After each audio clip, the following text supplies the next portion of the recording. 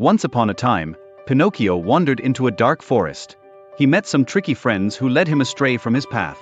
They convinced him that school was boring and not worth his time.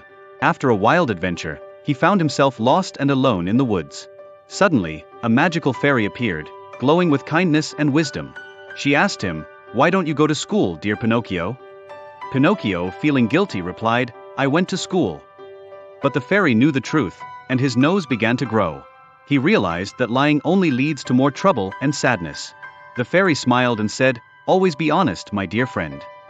Pinocchio promised to always tell the truth and go to school. With the fairy's help, he found his way back to the right path. From that day on, he learned that honesty is the best policy. And so, Pinocchio's adventures continued, filled with truth and joy.